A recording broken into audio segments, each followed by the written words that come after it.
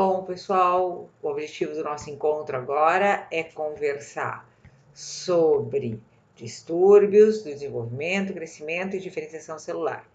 É um tema bastante conceitual, mas nem por isso menos interessante, porque ele vai ter muita aplicabilidade prática, tá? A gente vai conversar sobre todos esses distúrbios celulares e orgânicos, subdividindo o tema em malformações e adaptações. Vale a gente já lembrar ou já ir trazendo os conceitos de que as alterações do desenvolvimento geralmente vão ter caráter congênito, ou seja, os indivíduos vão nascer com isso. As alterações de crescimento geralmente vão ser adquiridas, as alterações celulares, as alterações que implicam na diferenciação celular, podem ter origem congênita ou serem adquiridas. À medida que a gente vai conversando sobre cada uma dessas alterações, tudo isso vai ficando mais claro, vocês podem ter certeza, tá? Então, as malformações, ou dentro das malformações, a gente vai falar sobre os emitérios, que são aquelas pequenas malformações de pequenas estruturas, e os monstros, que são as grandes malformações. Depois, nas adaptações, a gente vai falar sobre atrofia, hipertrofia, hiperplasia e ainda aquelas adaptações que culminam com alterações mais importantes na diferenciação celular, como a metaplasia e a displasia. Vamos iniciar então falando das malformações. Bom, as malformações elas vão ter origem lá durante a gestação. Tá? Então a gente diz que são vários os momentos em que podem ocorrer alterações nesse embrião ou feto. Se a alteração ocorrer no embrião, dependendo do tipo de agressão que esse embrião sofrer, o resultado vai ser morte embrionária e reabsorção. Tá? Então não vai, às vezes no máximo, talvez nem se perceba, talvez tenha só um atraso no retorno do cio daquela fêmea e talvez essa condição passe até despercebida. Por outro lado, quando ocorrer morte fetal, a morte fetal então já vai ocorrer por agressões que se deem nas porções mais adiantadas da gestação, ali terço médio em diante, o resultado pode ser o aborto, ou deverá ser o aborto. A morte fetal vai implicar em aborto. Tá? O aborto ele pode ser, uma coisa importante falar, é que o aborto pode ocorrer alguns dias ou semanas ou bastante tempo, inclusive depois dessa morte. Então, o aborto não está diretamente ligado à data da morte desse feto. Isso é importante quando a gente está pensando em diagnóstico, em patogenia dos diferentes processos. E ainda pode ocorrer um parto a termo, e nesse parto o produto ser um indivíduo natimorto ou um monstro ou um indivíduo mal formado. Tá? E ainda tudo isso pode acarretar condições de gestação prolongada. Vale também a gente relembrar né, os princípios da embriogênese, né, onde a gente tem a formação do blastocisto, que é constituído por células totipotenciais, ele vai ocorrer a implantação dele, do trofoblasto vai se formar a placenta e do disco embrionário vai ocorrer a diferenciação, ou seja, a especialização de células para diferentes tecidos. A partir disso, então, dessa diferenciação, a gente tem a organização desses tecidos e a formação dos primórdios ou dos brotos embrionários, ou seja, o broto dos diferentes órgãos, a unidade inicial que vai constituir cada um desses órgãos. E a partir do crescimento desses brotos, a gente vai ter então os órgãos diferenciados. A partir do crescimento e maturação desses brotos, surgem os órgãos diferenciados. Tá? Bom, o nosso assunto, a nossa conversa de agora em diante, vai rodar ou vai andar na linha de ver de que jeito podem ocorrer alterações, né, ou problemas na constituição dessas unidades a partir dos brotos ou até anterior a elas e que vão resultar nisso que a gente chama de teratologia, disontogenia ou simplesmente malformação. Esses três termos aqui são sinônimos. Tá? E aí, como a gente já comentou, isso vai resultar nos emitérios, pequenas malformações, ou nos monstros. Para a gente desenvolver esse olhar, para entender, né, numa situação de diagnóstico, o que é um emitério, o que é um monstro, a gente sempre vai partir do conceito de normalidade, tá? E o indivíduo normal é aquele que mais se aproxima do padrão médio da sua espécie.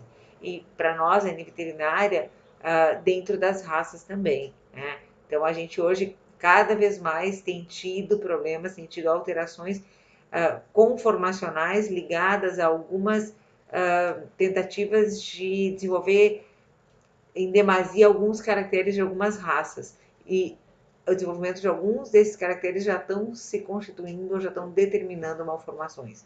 Sem falar nas consanguinidades, né, que vão realmente determinar o aparecimento das malformações. Tá? Mas então, só completando aqui, tudo que se desvia do padrão daquela raça ou espécie, a gente vai considerar uma anomalia e, em termos morfológicos, orgânicos, uma malformação. Tá? Então, os emitérios são os pequenos defeitos orgânicos. Eles podem resultar de alterações no desenvolvimento, como a genesia, fissuras, fendas, ocorrências extranumerárias, então dedos, membros, estruturas supranumerárias. A genesia a gente vai conversar um pouquinho mais depois. Persistência de estruturas fetais, como o úraco, né, que é aquela comunicação entre a bexiga e o cordão umbilical, que se persiste depois do nascimento, o animal fica gotejando urina pela cicatriz umbilical, forame oval no coração, persistência do canal tireoglosso, as amelias, né, ausência de membros, fusão ou alterações de caracteres sexuais, como hermafroditismo, os diferentes padrões, frimartismo, ou deslocamentos de órgãos e tecidos, como as distopias, ectopias, amartias, coristias. Tá? A gente vai conversar sobre algumas dessas coisas. A gente vai começar falando de agenesia e aplasia. Ambas alterações, elas se caracterizam por ausência de órgão. Só que na agenesia ocorreu a ausência do órgão por ausência do broto embrionário. E na aplasia, a ausência do órgão ocorre, mas existe o broto embrionário.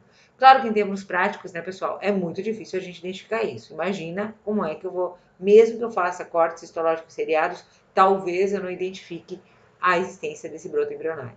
Então, a gente, de um modo geral, cita ou quando quer caracterizar, quando encontra, faz uma necrópsia ou faz um exame de imagem e verifica a ausência de um determinado órgão, a gente acaba falando dessa, ou caracterizando essa lesão como agenesia barra aplasia, porque realmente é difícil muitas vezes identificar. A gente deve ainda se atentar para o uso desse termo aqui, ó, aplasia segmentar, que é quando falta uma porção de um órgão, tá? Então, a ausência de formação de um órgão se não estão presentes os rudimentos de um órgão ou tecido. Isso é a aplasia. Quando a gente tem a falta de um segmento de um órgão, por exemplo, um segmento do esôfago ou um segmento do intestino, a gente vai dizer que tem uma aplasia segmentar do intestino, do jejum, do ilho, ou tem uma aplasia segmentar do esôfago, tá? Então, cuidar ou aproveitar e utilizar esse termo aqui que está à nossa disposição. Aqui só exemplificando para vocês, uma aplasia renal num mink, né, numa daquelas raposinhas. Então, aqui um rim, e aqui a gente não encontra o rim. Encontra o ureter, encontra a cápsula renal. Tá, mas por que isso? Porque o ureter e a cápsula renal não são originários do mesmo broto embrionário do rim. Então, sempre que a gente vai avaliar alguma malformação, a gente precisa entender qual é a origem embrionária dela e quais as outras estruturas, quais os outros órgãos correlacionados a ela. Então, aqui é bem comum que numa aplasia, ou vá saber, agenesia renal, exista, a gente encontra em ureter, pelve renal e a cápsula, tá? Numa aplasia ou numa hipoplasia, depois a gente vai falar um termo um pouquinho diferente, mas lá no encéfalo, às vezes a gente encontra meninge, a gente encontra plexo coroide, a gente só não encontra cérebro. Tudo bem, só não encontra cérebro, tá? Mas a gente encontra estruturas vasculares e envoltórios característicos daquele órgão. porque a origem embrionária deles é diferente. Claro que não vai estar totalmente desenvolvido, porque o desenvolvimento de uma estrutura vascular e de uma estrutura capsular depende também do desenvolvimento do órgão. Tá? Outro conceito, amelia, que é a ausência de membros, tá? Ela pode ser de todo, do membro, ausência total de um ou de todos os membros, e aí a gente vai caracterizando ela à medida, de acordo com o membro que está faltando. Então, aqui no caso, tem uma amelia anterior bilateral, tá?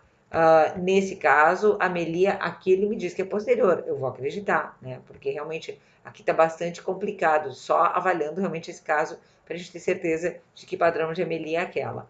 E aqui, eu acho, sinceramente, eu acho até que poderia ser dado como um caso de amelia, mas foi dado como um caso de aplasia da nadadeira dorsal. Só para vocês verem que essas condições, essas malformações, elas realmente ocorrem em todas as espécies, tá? E não são tão raras.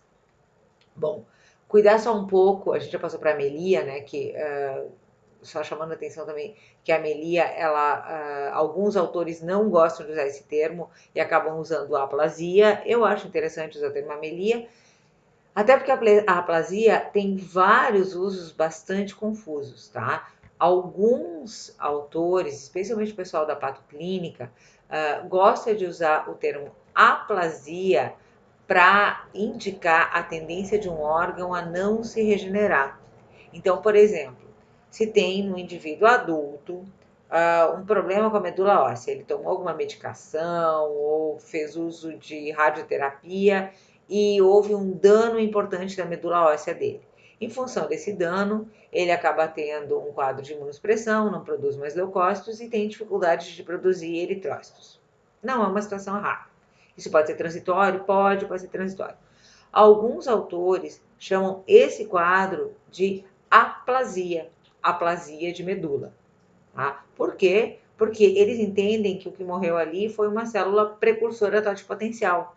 Então, pode-se usar o termo aplasia. Tá? Então, só para alertar vocês, eu não gosto muito, eu não acho muito interessante, mas é o uso. Na patologia, a gente realmente gosta de usar o termo, ou prefere aplicar o termo aplasia para essa ausência de órgão. Tá? Bom, outro quadro bem importante, não vou dizer que ele é corriqueiro, mas ele também não é das malformações, não é das mais raras, que é a hipoplasia. É quando um órgão não atinge o tamanho normal. Ele não cresce o suficiente para atingir o tamanho normal, tá? Então aqui nunca a gente pode dizer que o órgão diminuiu. Não, esse órgão ele é um órgão pequeno porque ele nunca cresceu. Isso tem que estar bem presente, tá? Causas disso. Geralmente, ou em veterinária, a causa mais comum dessas, ou situações mais corriqueiras dessa alteração, são aquelas em que ocorre uma infecção viral no terço médio da gestação e por vírus que tem um tropismo específico, tem uma afinidade específica por algum órgão ou tecido. Esses vírus vão lá naquele órgão ou tecido, matam as células daquele órgão ou tecido, ou parte das células daquele órgão ou tecido, e esse órgão, óbvio, com falta de células, nunca vai chegar ao seu tamanho normal. Situações bem corriqueiras, tá? Bem práticas. Em bovinos, a infecção no terço médio, a infecção do feto, a infecção do feto no terço médio da gestação. Tá? Claro que a infecção vai ser através da vaca, mas a vaca não vai ter sinal clínico. O vírus vai ir direto, ele tem tropismo, ele vai direto para o feto e vai direto para o cerebelo do feto, onde causa dano, destruição de parte das células e essas células morrem e o cerebelo nunca vai conseguir chegar ao seu tamanho normal, só vão se desenvolver aquelas células residuais. Outros vírus fazem isso em bovinos, mas são vírus que não são, em princípio ainda são exóticos para nós aqui no Brasil. Tá? O vírus da diarreia viral bovina, também conhecido como vírus da doença das mucosas, ele ocorre aqui, ele tem uma patogenia bastante complexa, sobre a qual a gente vai conversando numa parte especial, depois vocês vão voltar a falar sobre isso nas doenças infecciosas, tá? E esses outros vírus vão ter um papel similar, só que eles ainda, em princípio, não ocorrem de forma autóctone aqui no Brasil. Situação similar ocorre nos gatos, tá? Gatos infectados por gatas que são infectadas por parvovírus, e esse parvovírus vai direto para o feto, também só pelo terço médio da gestação, e lá no feto fazem a mesma coisa que no bovino, destruição das células do cerebelo que estão proliferando. É óbvio que isso tem que acontecer antes do cerebelo ter chegado ao seu tamanho normal, né, enquanto o cerebelo ainda está se formando. Então, na verdade, a gente tem uma gama bem grande de malformações que podem ser induzidas por esses vírus. Tá? Vai depender muito da fase do feto em que houve a infecção e se naquela fase tinha algum tecido-alvo em desenvolvimento, algum tecido-alvo do vírus em desenvolvimento. Aí aquele tecido vai morrer, ou aquele tecido, e consequentemente não vai se desenvolver. Então, só para exemplificar para vocês, cérebro de bovino normal, de um terneiro da mesma idade desse aqui. Percebe o tamanho desse cerebelo, percebe o tamanho desse cerebelo. A gente consegue ver, inclusive, quarto ventrículo aqui. Então, um cerebelo muito menor do que o normal. E aqui, só para ilustrar, um felino que tem uma hipoplasia cerebelar. Deixa eu só voltar aqui e fazer rodar esse videozinho. Tá? Então, um felino que tem hipoplasia cerebelar. Vocês percebam que o grande problema dele é não conseguir ficar em estação. Tá? Ele tem desequilíbrio. Ele se desequilibra o tempo inteiro. Ó. Claro que existem diferentes graus para essa hipoplasia cerebelar, a ponto dos animais não conseguirem se alimentar, não conseguirem nem ficar de pé, permanecerem completamente deitados, e em outros casos, que eles têm uma vida praticamente normal. Tá? A maioria deles precisa realmente de apoio, precisa de assistência. Ó. Dizia lá no vídeo do YouTube que esse é o mesmo gato que cresceu e ficou assim. Acabou se desenvolvendo, acabou compensando o problema e hoje ele só tem um certo desequilíbrio, mas leva uma vida praticamente normal. Tá? Então é bacana se quiserem dar uma espiada lá no YouTube nesses diferentes casos, tem muitos casos interessantes de hipoplasia cerebelar. Bom, hipoplasia cerebelar também, então no felino, vocês percebem aqui percebe o cerebelo do felino, é um cerebelo bem grande, bem desenvolvido, esse é de um normal, e outro encéfalo de um felino da mesma idade desse, tá? Olha o cerebelo como é pequeno. Parece que o cérebro está maior, né? Mas que na verdade é ilusão de ótica por causa desse cerebelo tão grandão. Mesma coisa aqui, tá? Esse aqui é um caso de Santa Maria. No FSM, o cerebelo normal e olha o cerebelo muito menor do que o normal, tá? Cerebelo bem pequeno. Aqui, continuando a ilustrar os casos de hipoplasia, olha o rim bem menor que o que seria um rim normal. Esse aqui está um pouquinho aumentado de volume, mas mesmo assim a gente percebe que é um rim muito diferente do contralateral. Então, caso de hipoplasia, isso aqui era numa cabra. E aqui, um quadro de aplasia, ou seja, não se formou o rim, não tem rim dentro dessa cápsula que está vazia. E aqui num felino, a gente reconhece bem o rim do felino. Certo? Então, compreendido hipoplasia, é um órgão de tamanho menor do que o normal, porque ele não se desenvolveu. A gente vai falar de atresia. Atresia é a ausência de um orifício natural. Tá? Então, das atresias que a gente mais comumente encontra em medicina veterinária e é corriqueira mesmo na clínica veterinária, nas diferentes espécies, tá? Em bovinos, equinos, não tanto, mas bovinos e caninos são alterações bastante corriqueiras, tá? E especialmente em animais de companhia, existe terapia cirúrgica para isso, tá? E só lembrando, então, que, bom, só mostrando aqui, né, na verdade, esse animal não tinha o orifício anal, então é a atresia mais corriqueira. Pode ocorrer situações em que falta, então, o orifício, ou existe uma descontinuidade da luz de órgãos tubulares. Esse também é um caso que chamam de atresia, mas a gente vai completar aqui que, na verdade, tem uma atresia, sim, mas também tem agenesia, né? Olha aqui, ó, tem não formação de parte desses órgãos também. Então, a gente tem duas alterações combinadas. E aqui uma situação prática dessas, olha esse suíno que acabou fazendo um imenso acúmulo de fezes no abdômen, tá? Então, aqui mostra, percebe que o cólon dele é um saco cego, tá? E a partir dali a gente só tem um tecido fibroso, né? Um rudimento de intestino. Mesma coisa aqui, que no bovino também o cólon faz o saco cego e dali em diante só o tecido fibroso, os ligamentos, tá? Outra alteração bem importante, ou pelo menos que é importante a gente conhecer o conceito, é o amartoma. O amartoma é um tumor não neoplásico, então é só um aumento de volume, tem origem congênita, ou seja, o indivíduo nasce com aquilo, não obrigatoriamente hereditário, né, mas ele nasce com aquilo, e é caracterizado por misturas de tecidos, mas tecidos que são próprios daquele local. Então, por exemplo, a gente tem assim, ó, uma formação de estruturas vasculares. Tu tem um tumorzinho, tu tem um aumento de volume, constituído por vasos, são vasos normais, não são vasos neoplásicos, tá? Só que estão ali em maior quantidade.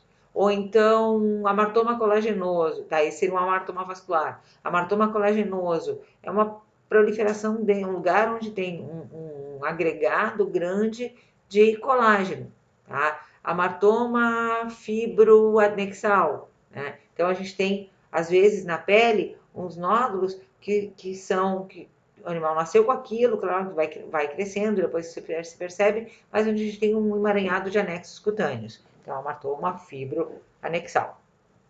Tá? Então, aqui, um amartoma no coração, onde a gente tem um nódulo de tecido muscular. Acho que até que era músculo liso aqui, que tudo bem, porque tem músculo liso na parede dos vasos. Tá? Então, um amartoma. Outra alteração, dentro desse conjunto de conceitos, é o coristoma, que é um tecido normal presente num local em que não deveria estar. Então, por exemplo, uma área de tireoide, tá? Um fragmento de tecido tireoidiano lá no coração. Tá? Esse talvez seja um dos mais comuns. Coristomas pancreáticos no estômago também não são raros. Tá? Então, esse aqui é o caso de um coristoma tireoidiano. Que maluquice, né? Às vezes um animal recém-nascido ter tireoide no meio do coração. Mas são casos, são características dos coristomas. O outro, ou essa alteração que a gente chama de coristoma. Tudo, em princípio, não vai causar grande, o amartoma coristoma, em princípio, não causam grande problema, grande mal-estar para aquele indivíduo. Outra alteração é a ectopia, tá? A ectopia é quando os órgãos estão fora da sua cavidade natural. Ele pode estar realmente reventrado, ele pode não estar revestido por pele, ou ele pode estar contido ainda, só está fora da cavidade, mas contido por pele, tá? Então, uma ectopia muito corriqueira em animais domésticos é a ectopia uretral. Então, quando a gente tem ectopia ureteral, que é quando a gente tem um dos ureteres inserido no local errôneo. Ele não está no trígono da bexiga, ele está lá na uretra, tá? Isso pode acontecer em diferentes alturas, então tem toda uma classificação dessas ectopias uretrais. Elas não são raras, tá? E aqui a gente vê, e está se vendo no exame de imagem, ela não é incompatível com a vida. Se começar a causar, tiver disfunção, disúria, existe tratamento cirúrgico para isso, então não é algo incompatível, tá? Uma ectopia cordis numa tartaruguinha, tá? Então olha aqui, ó, o coração praticamente para fora da cavidade, era uma tartaruga albina e que tinha ectopia cordis, então o coração para fora da cavidade. Uma ectopia cordis num canino, coração também para fora da cavidade, e eventualmente bovinos também têm ectopia cordis, mas neles é mais frequente que o coração sim esteja para fora do tórax.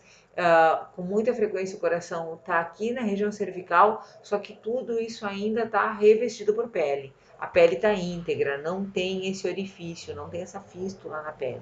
Tá? Então, não é uma alteração tão rara assim, claro, é tão raro quanto as malformações são, mas dentre as malformações é uma das mais corriqueiras em bovinos.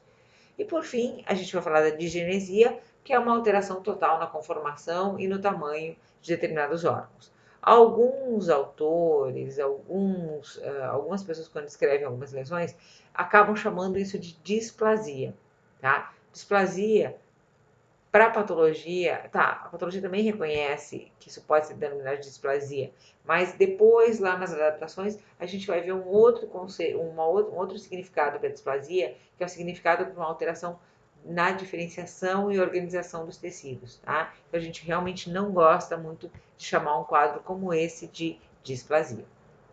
Aqui só um resumo, tá? Então, a gente tem, como eu falei para vocês, né, no momento da diferenciação, ectoderma, mesoderma e endoderma, proliferando, se organizando, formando os brotos, e isso sofrendo, então, um número normal de divisões celulares, se diferenciando de forma normal e resultando num órgão normal.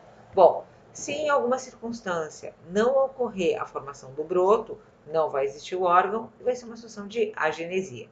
Se, por outro lado, tá, ocorrer a diferenciação, o número de divisões é normal, é um número menor de divisões, mas a diferenciação dessas células for normal, ou seja, elas vão maturar, as poucas células que tem ali vão maturar, vão se diferenciar como devem, o resultado disso vai ser uma aplasia ou hipoplasia, dependendo do grau de anormalidade nessa diferenciação.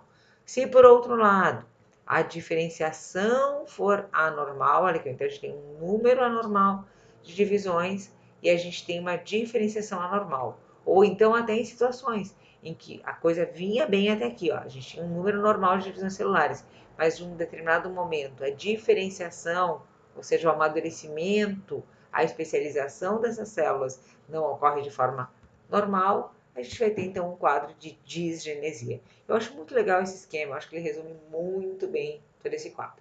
Com isso, a gente deu uma olhada nos emitérios, a gente concluiu esse tema e pode falar um pouquinho sobre os monstros, tá? Os monstros, eles podem ser duplos, então os monstros que ocorrem em partos gemelares, ou podem ser únicos, tá? Nos gêmeos, então, vão ter alterações que vão ser sempre comparáveis entre um e outro, em gêmeos que podem estar completamente separados. Aí a gente está falando em gêmeos, não só os dois, né, mas vai lá, pensa em partos ou em gestações multíparas. Então, a gente tem, às vezes, gestação, por exemplo, de uma cadela ou de uma porca, a gente tem animais com diferentes graus e diferentes perfis de malformações, tá? Bom, os gêmeos podem ter duplicidade, e aí é o caso que a gente chama dos pagos, que são indivíduos que têm fusão de órgãos ou estruturas, tá? Então a gente pode usar esse termo pago e dizer qual é o órgão ou estrutura que está unida. Então, crânio pago, quando é na cabeça, gastropagos, quando é no estômago, e assim, hepatopagos e por aí vai, tá? Então, só uma dica de uma terminologia que vocês podem encontrar nas leituras de vocês por aí. Quando os indivíduos são únicos, né, não são gestações multíparas ou gemelares, ele também pode ter uma grande quantidade de anomalias, tá? Aqui relatando uns que ocorrem em encéfalo e cabeça, tá? E outras anomalias bem grandes, como os xistossomos reflexos, que é quando tem uma eventração, não se fecha a linha alba. Pensa nisso, não se fecha a linha alba. O animal, ele nasce literalmente invertido. Ele nasce com todos os órgãos externalizados. Tá? Então, imagina o grau de dificuldade já no parto. Tá? Então, muitas vezes, essas malformações, elas são diagnosticadas quando nós somos chamados para tratar de partos distóxicos, porque aquele animal que tem uma conformação anômala não está conseguindo migrar no canal de parto de forma normal. Pensa no animal com amelia, como é que ele vai migrar, a amelia anterior, como é que ele migra no canal de parto? Ou essas alterações craniofaciais, ou então órgãos eventrados, como é que vai migrar no canal de parto, tá? Bom, vamos falar um pouquinho, eu só vou exemplificar para vocês um caso de um monstro, acho que uma das situações mais drásticas de formação de monstro, que é na intoxicação pela Veratrum californicum. Isso é uma planta que acontece, que aparece bem no norte da Europa, nos países nórdicos, e geralmente ela é quando bovinos se alimentam dela, dependendo da fase da gestação, acontece essa malformação grotesca, tá? É uma malformação realmente muito grave, não existe praticamente formação de nenhuma estrutura adequada. Os animais acabam apresentando essa conformação craniana totalmente esdrúxula, né? Se diz que eles têm uma probóscide, dependendo do grau, então ele forma quase que uma tromba, a língua fica protuída, e aí se pode dizer que ele tem uma probóscide, lembrando aquele órgão sugador das moscas, tá? E geralmente a alteração craniofacial apresenta, ou como alteração craniofacial, a gente tem a formação de um orifício ocular. Nele podem estar contidos os dois olhos, ou um olho só, ou nenhum. E por isso o pessoal chama também essa alteração de ciclopia, tá? Fazendo alusão ao monstro da mitologia grega. Muitas dessas malformações, elas recebem nomes que vêm de seres mitológicos, tá? Então aqui mais uma situação de ciclopia por intoxicação por Veratrum californicum. Aqui é a planta, tá? E ela dá em campos lindos, os animais pastam. E aqui uma ciclopia em equino, essa aqui realmente na fonte onde eu busquei não informava se pode ter sido uma situação de um quadro tóxico ou não, tá? Mas mostrando aqui então a formação da probóscide e aqui um orifício contendo os dois olhos, então a situação de ciclopia.